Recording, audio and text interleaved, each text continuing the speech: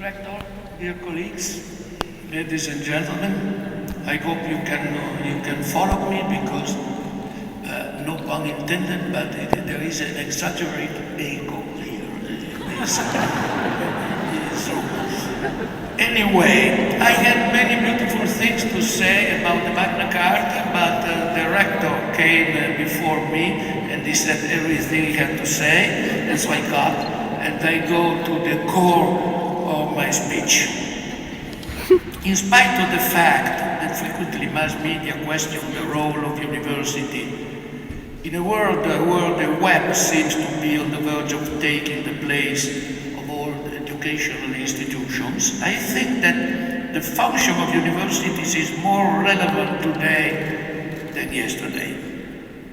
We are living in an historical moment in which, even though the European Union has been established after a long time, from many countries of the European community there is a people doubting if the fact of having established an economical unity based on a common money is enough to design and support the idea of a European identity.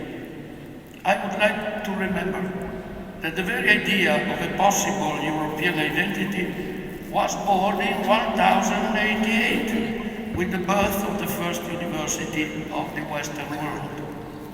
At that time, Europe was only a geographical expression, used maybe by Herodotus, designing the central portion of the known universe, certainly better known than the still fabulous lands of Asia and Africa, but without political or cultural value. There was the Holy Roman Empire, represented by, at that time, by Frederick Barbarossa. There was the Roman Church. There were kingdoms in France and England ferociously competing each other. Small Christian kingdoms in Spain fighting against the Arabic dominion. The first maritime republics and the first independent cities in Italy. The first nucleus of the Hanseatic League, all separated by different interests and languages, and united only by a single vehicular language, the medieval Latin, spoken, however, only by cultivated persons. It was just on the basis of that cultural pidgin that was Latin that universities were born, representing the only case of a peaceful migration of learned scholars and students, wandering as clerici vagantes, from university to university, from city to city, from nation to nation, so that one could find, in the following centuries, foreigners like Erasmus, Copernicus, Geoffroy de Vincennes, Paracelsus, or Dürer in Bologna, and Italians like Bonaventure and Thomas Aquinas in Paris, all were speaking the same language. The problems debated by the Averroists in Bologna were the same debated by the schoolmen of the Sorbonne, and the Franciscans from Oxford and Marsilius of Padua was talking with William of Ockham and John of Chantal about political questions that were crucial for the German Empire. Thus, the universities represented the first nucleus of a future European identity. And Europe, through the university, ended to be uniquely a geographical expression to become a cultural community. And even when we think of today globalization, and globalization is represented in this room, globalization, which is certainly the result of many political, military, scientific, technological developments, we should not forget that it was also through the university's network that Fermi and his Italian companion brought the result of their scientific research in the USA, as well as Einstein represented a fusion of European and American scientific experience from the universities of Bern, Berlin, and Princeton. I think that these short remarks are enough to answer the question, why university? During the last 900 years, they have been the crucible of an international identity and of the most creative episodes of Western culture.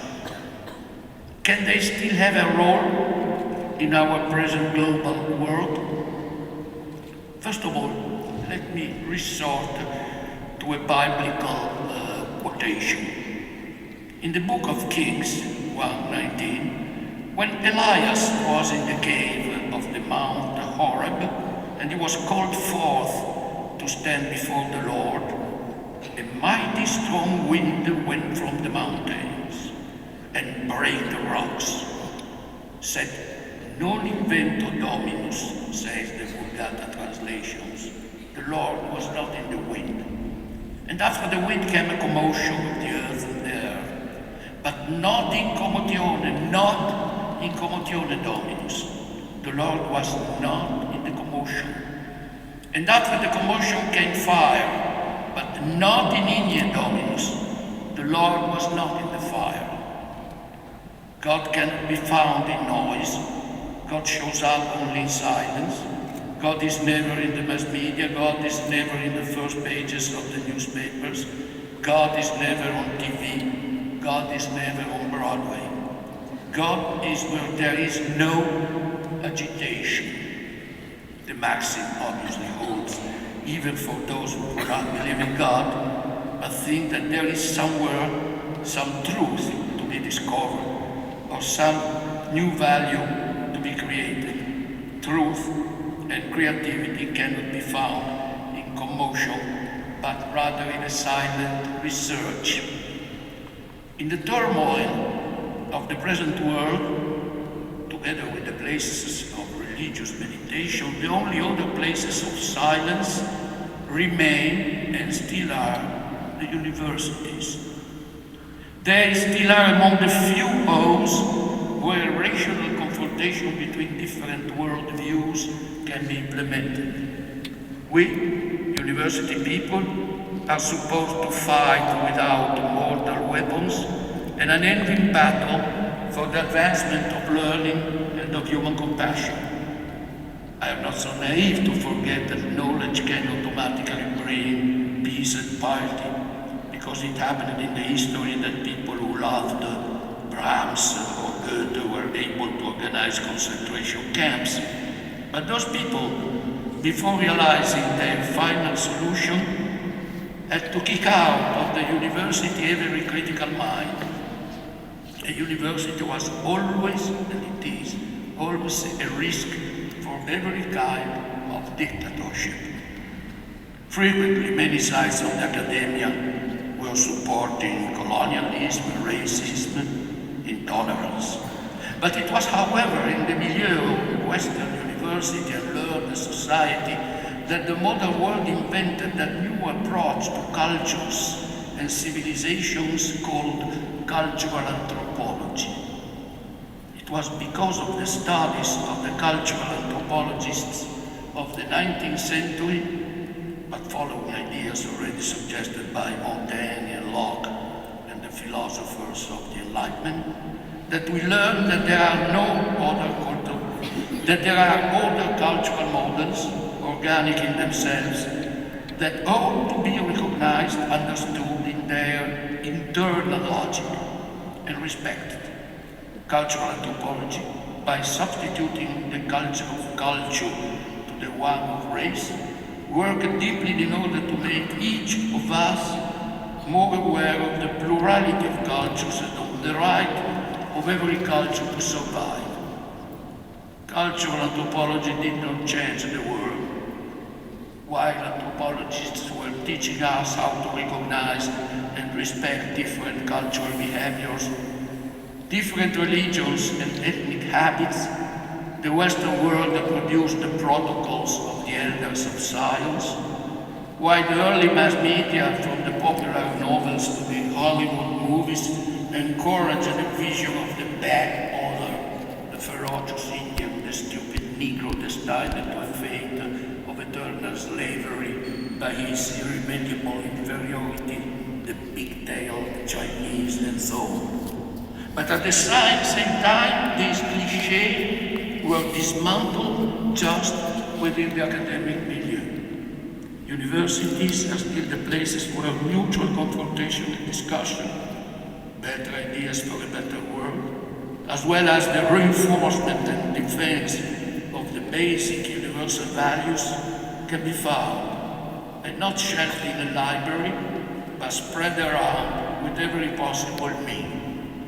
University as a peace force, what a beautiful idea. And it would be enough to think of the Erasmus project for foreseeing a new international network of clerici vagantes, frequently, my friends, marrying each other, and so preparing, at least for Europe, a new generation of bilingual citizens, incapable to be seduced by any form of chauvinism. But let me also quote about the present duties of a university today, two endeavors that are, in my opinion, urgent and fundamental. We are frequently told that one of the risks people nurtured by mass media and the young generation in particular are running is a crisis of historical memory. Without memory, there is no survival. Societies have always relied on memory in order to preserve their own identity, beginning with the old man of the tribe who, seated under a tree in the evenings, told the stories about the exploits of his ancestors. And when some acts of censorship wiped out a section of a society's memory, the society undergoes an identity crisis. In this sense, universities are still the place where common memories can be stocked and preserved. But memory is not only a stock, it's also a filter.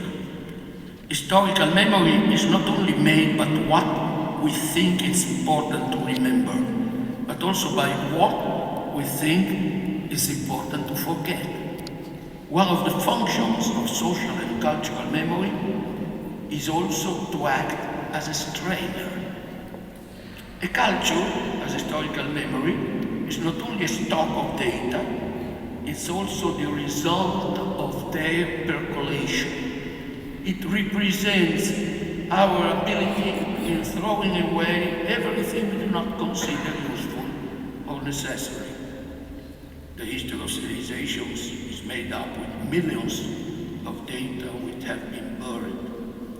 Frequently we have discovered that such a process was a loss, and we needed centuries to retrieve lost information. Our Greek ancestors had forgotten Egyptian mathematics, and the Middle Ages had forgotten a great part of the Greek science.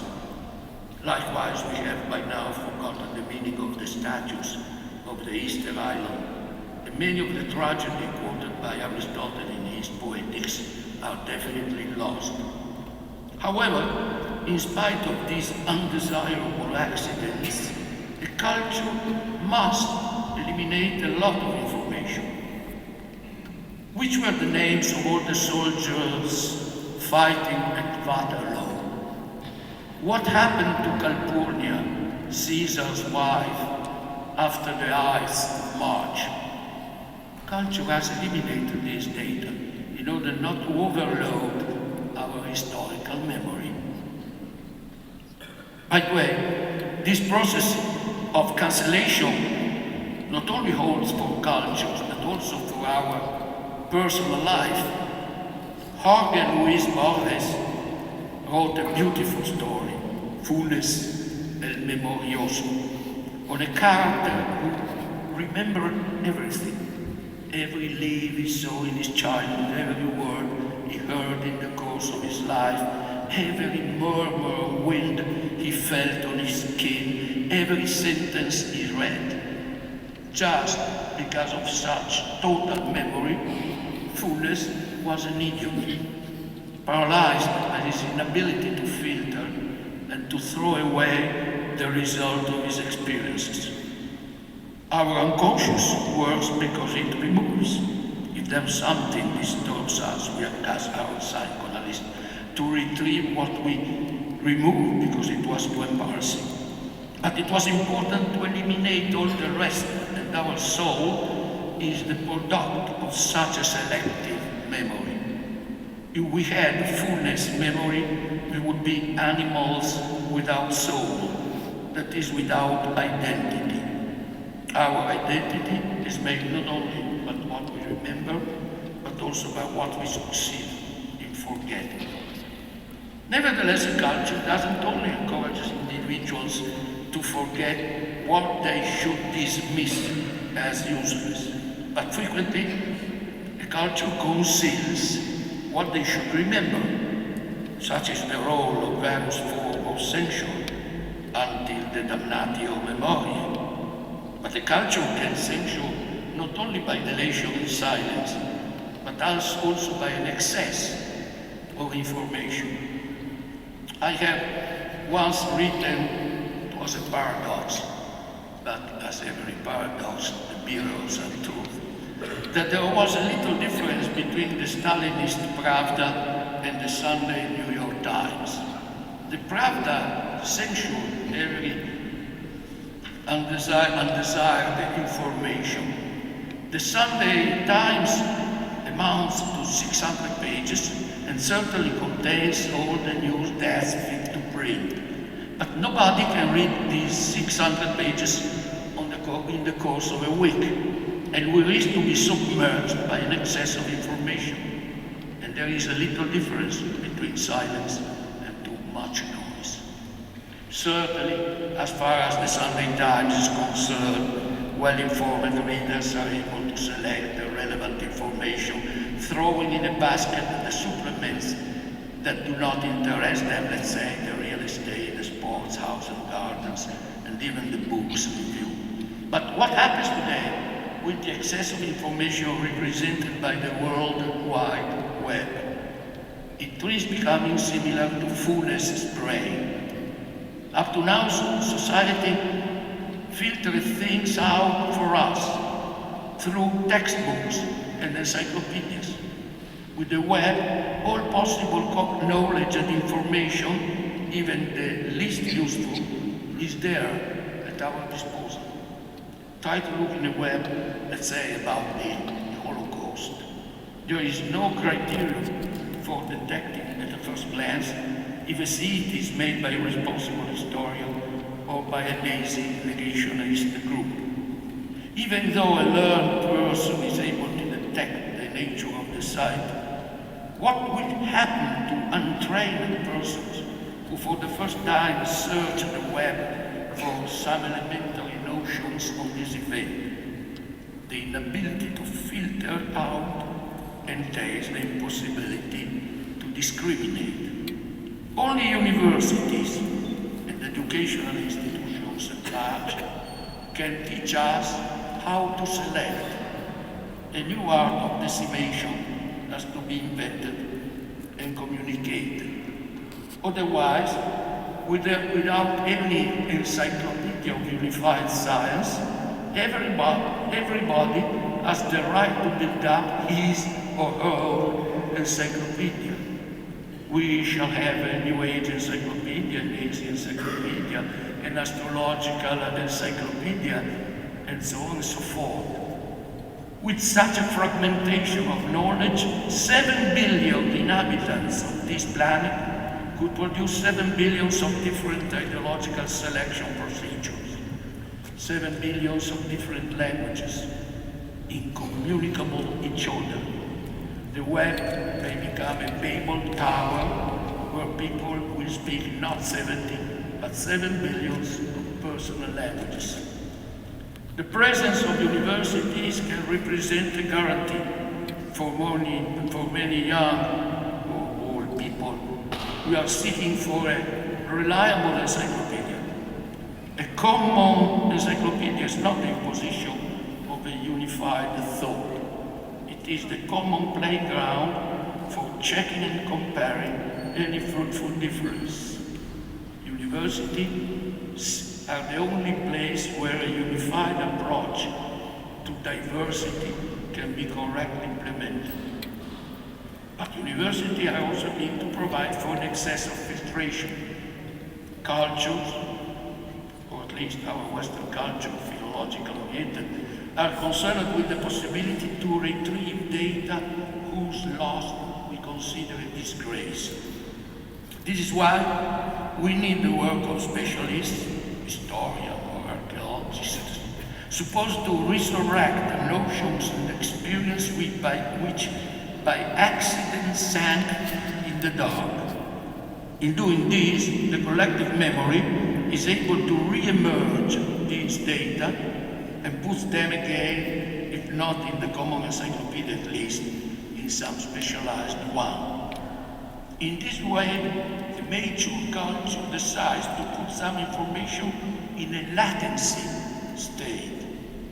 Exceeding information is thus, so to speak, deeply frozen, so that when it is necessary, experts can put them in an ideal microwave oven to revive it again, for instance, in order to decipher an old document newly discovered.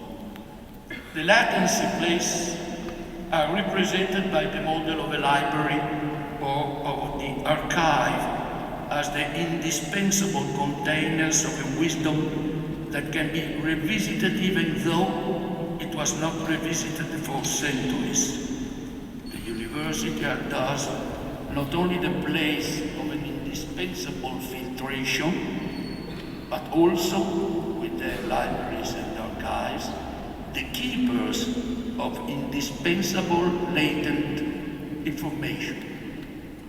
Let me then to quote the last reason why universities still play a fundamental role, even in a world in the verge of becoming more and more virtual.